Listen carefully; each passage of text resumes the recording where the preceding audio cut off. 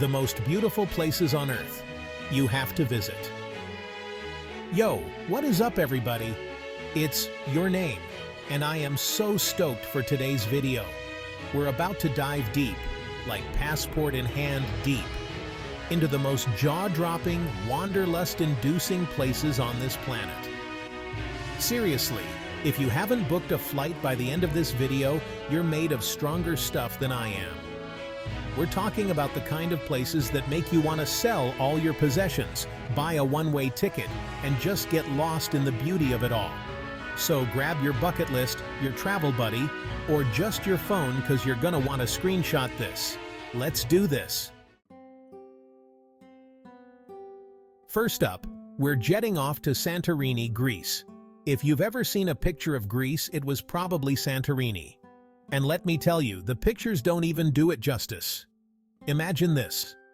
You're perched on a cliffside, sipping some local wine as the sun dips below the horizon, painting the sky in a million shades of orange and pink. The whitewashed buildings, the blue-domed churches, the Aegean Sea stretching out like an endless blue canvas. It's like something out of a dream. I spent a week in Santorini a while back, and honestly, I still can't get over the sunsets. I remember one night, I was just wandering through the narrow streets of Oia, and I stumbled upon this little restaurant with the most incredible view.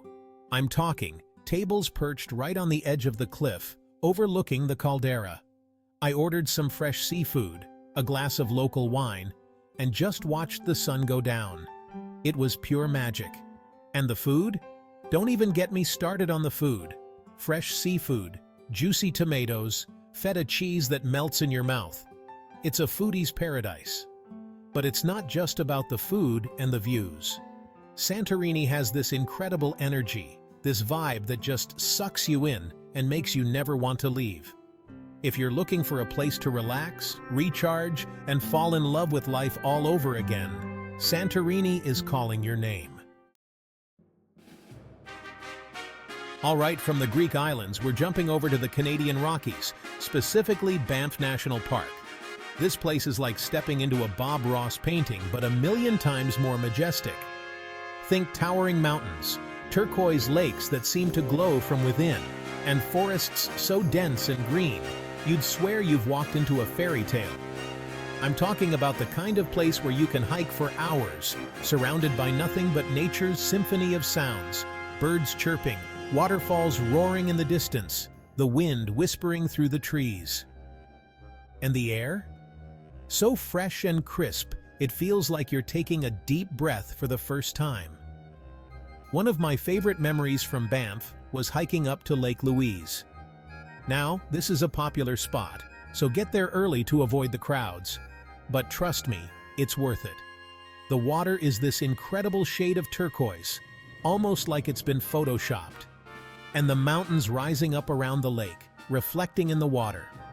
It's a sight that will stay with you long after you've left. If you're feeling adventurous, rent a canoe and paddle out onto the lake. You can thank me later. There are glaciers to explore, hot springs to soak in, and wildlife encounters that will leave you speechless. I'm talking about bears, elk, maybe even a moose if you're lucky.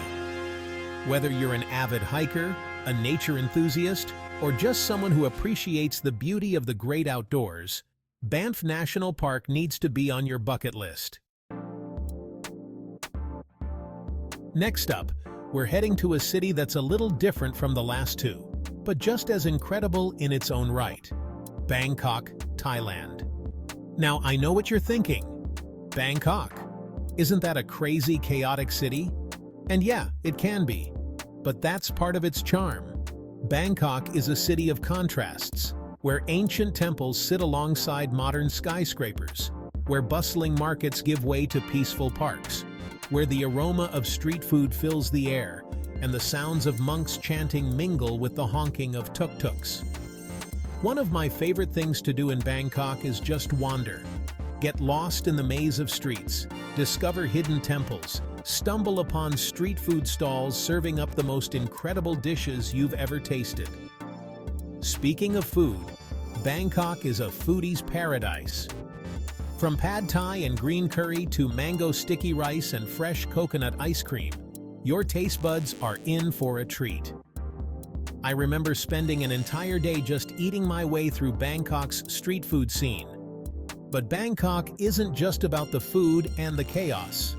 There's a spiritual side to the city too, with countless temples and shrines scattered throughout. One of the most impressive is Wat Arun, the Temple of Dawn. Bangkok is a city that will challenge you, excite you, and leave you wanting more. Chapter 4. All right, it's time to dive into our next destination, the Great Barrier Reef in Australia. Hold your breath, because we're going underwater. This is it, guys, the largest coral reef system on the planet, home to a mind-blowing array of marine life. We're talking over 2,900 individual reefs, 900 islands, and enough fish, turtles, sharks, and coral to make your head spin. I'll never forget my first time snorkeling on the Great Barrier Reef.